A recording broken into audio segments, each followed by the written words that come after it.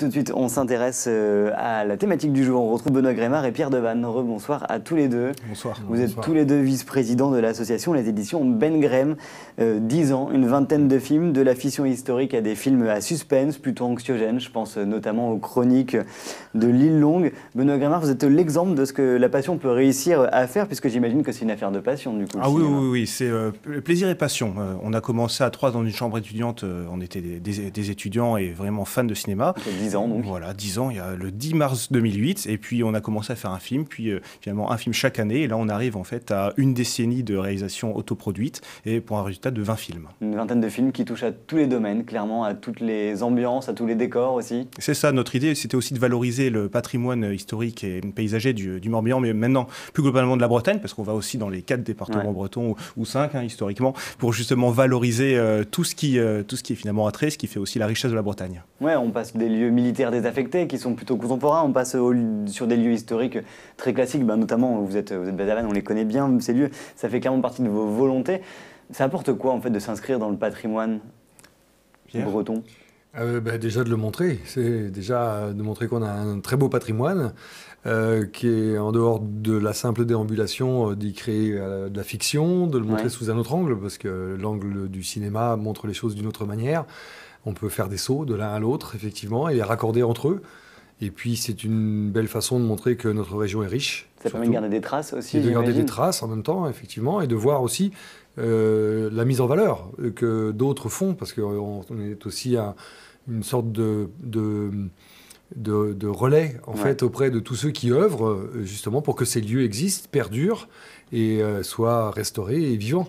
Alors ce samedi justement 3 mars, vous allez regrouper tout le monde pour une fête que vous organisez au Palais des Arts de Vannes. C'est donc votre anniversaire, ça va se passer comment? C'est quoi le programme? Le programme, il est vaste et complexe, mais notre idée, c'est de faire d'abord une rétrospective de ce qu'on a fait depuis 10 ans, donc 2008-2018, mais aussi donc faire un premier bilan sur ce qu'on a fait concernant en fait ces actions de cinéma dans le département et dans la région Bretagne. Ensuite, on ouvre en fait sur l'actuel, c'est-à-dire les 2 dernières productions que l'on a tournées en 2017-2018, qui est Kerlock et Bon baiser de France, donc 2 fictions, 2 courts-métrages, l'un une enquête et l'autre un film d'espionnage. Et après, ça va être aussi l'occasion d'ouvrir sur la perspective 2018-2019 avec nos projets de films pour entamer à ce moment-là la 11e année. Alors on va parler souvent de ces projets de films dans un instant. Restons sur ceux que vous allez présenter. Bon baiser de France, c'est donc le dernier que vous avez tourné sur l'été 2017, automne 2017, c'était ça? Oui, c'est ça. Tout à fait. Il a été réalisé par Olivier Savary et c'est une sorte d'hommage au film de James Bond, mais toujours placé donc dans un contexte breton où l'action se passe essentiellement à Vannes.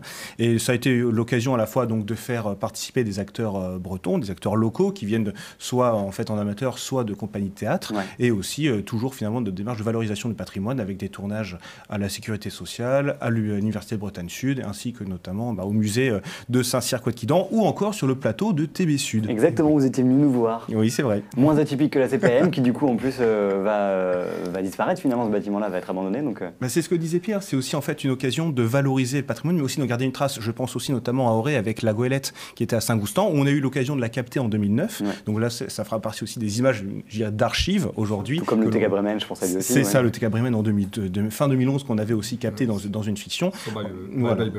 Nos fictions sont l'occasion aussi de faire finalement du patrimonial. D'accord, on regarde la bande-annonce tout de suite de Bon baiser de France. Je sais ce que j'ai à faire, bonhomme. J'aurai bientôt besoin de vous. Vous m'avez manipulé.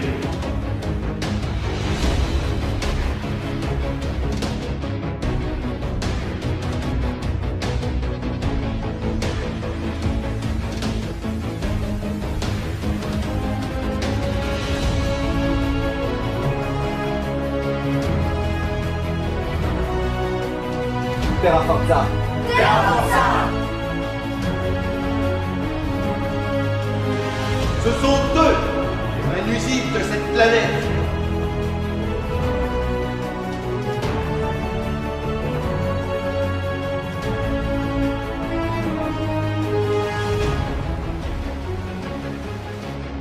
Mais êtes-vous toujours fidèle à Jean Bonhomme? La nation, toujours.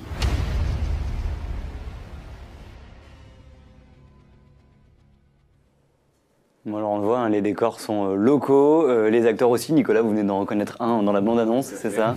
Un de chez vous, de Commandant. Exactement.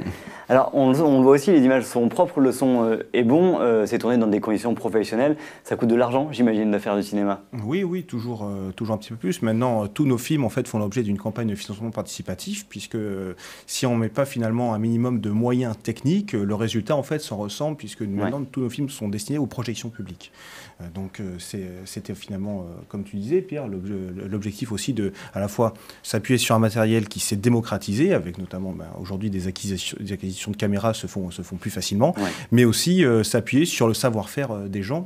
Et comme ce sont tous des passionnés, ils sont bénévoles, donc ça fait que l'intégralité de notre budget peut être mis dans le fonctionnement le fonctionnement pur et dur, technique des films. Est-ce que ça rapporte de l'argent de tourner des films par le biais d'une association? Non, d'ailleurs, c'est pas la vocation. Non, mais j'imagine qu'il en faut pour s'équiper, notamment. Alors, voilà, il en faut du matériel. Il en faut effectivement pour s'équiper. Après, effectivement, la finalité n'est pas effectivement de gagner de l'argent, même si effectivement c'est le bienvenu, tout à fait. Le matériel coûte. Là, on a réussi, bon an, mal an, petit à petit, à avoir quelques budgets pour effectivement s'équiper avec de l'appareil photo numérique qui maintenant filme. On a la dernière acquisition à faire, c'est du matériel notamment de prise son, voilà, sur lequel effectivement on pêche encore un peu et sur lequel il faut qu'on se performe. Et puis aussi, on a quand même, qui est une valeur, mais qui n'est pas en sonnant et trébuchant, une valeur aussi, c'est d'être épaulé et aidé par des professionnels qui viennent et qui sont partie prenante des projets, qui sont des cadreurs, qui sont des chefs monteurs, chefs ou chefs monteuses, qui sont des chefs opérateurs, des directeurs lumière, voilà, ou ne serait-ce que régler des chorégraphies de combat. Et vous cherchez justement à fédérer continuellement autour de vous, à regrouper de nouvelles personnes, que ce soit du côté artistique ou du côté de production? Ah oui, tout à fait. Ceci dit, c'est aussi le côté participatif à Ben Graham est très fort, comme souvent dans beaucoup d'associations, mais avec Arts en Scène, dont je suis cofondateur à Vannes, qui est une autre association, dont la vocation justement est de mettre en lien en fait des gens d'univers différents, de troupes, de compagnies, de techniques, de décors, de compétences multiples.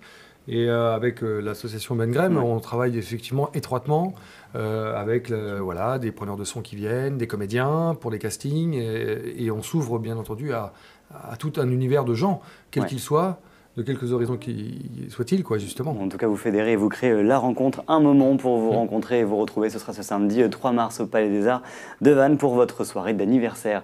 Merci à tous les deux d'avoir été avec nous.